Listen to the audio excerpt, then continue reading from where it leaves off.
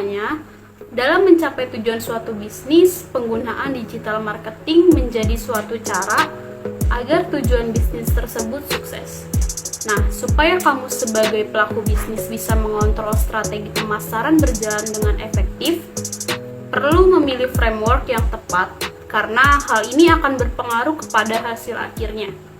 Pada video kali ini, bersama aku Gaida Afnia Zahra dengan NPM 1012344 dari kelas 1 KA25 akan membahas tentang digital marketing framework serta hal penting yang bisa kamu terapkan untuk perusahaan atau brand bisnis.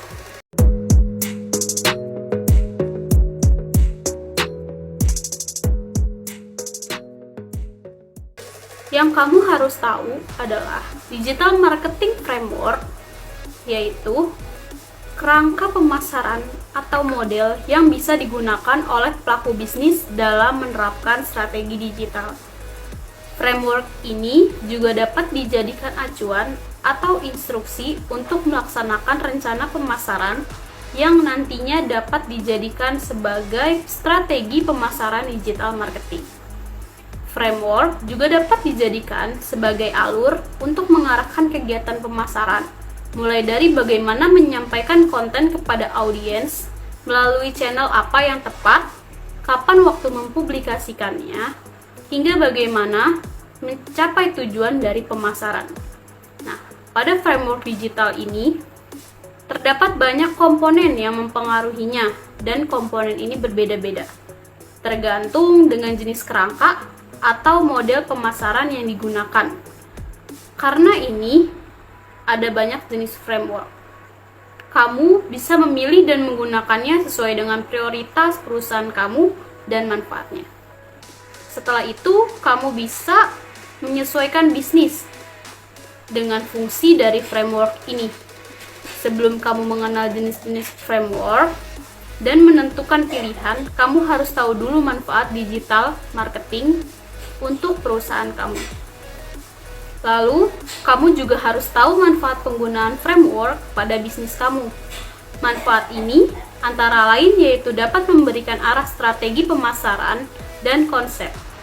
Lalu, framework juga dapat membantu mengidentifikasi tantangan yang akan dihadapi kemudian. Dapat mengetahui resiko dan peluang ke depannya.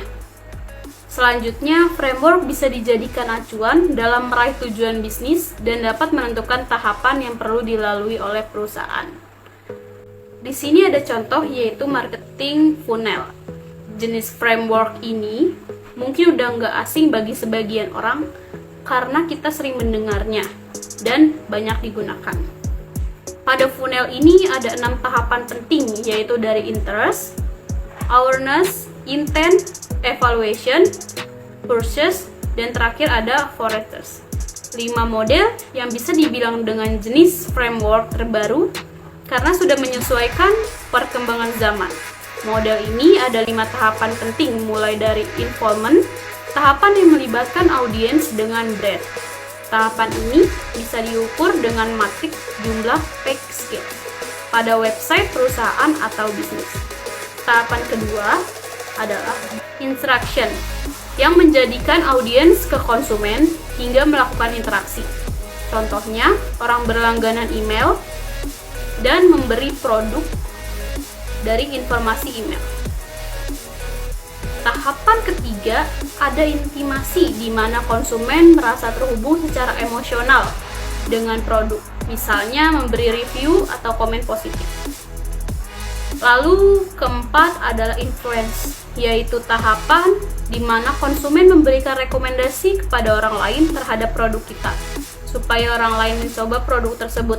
Dan tahap terakhir adalah individual, yaitu kamu bisa menjalin hubungan baik dengan konsumen secara individu agar mereka lebih terhubung dan menjadi loyal.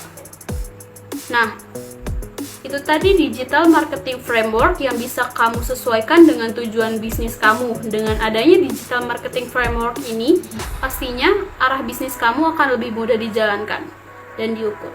Sampai sini aja, terima kasih. Bye.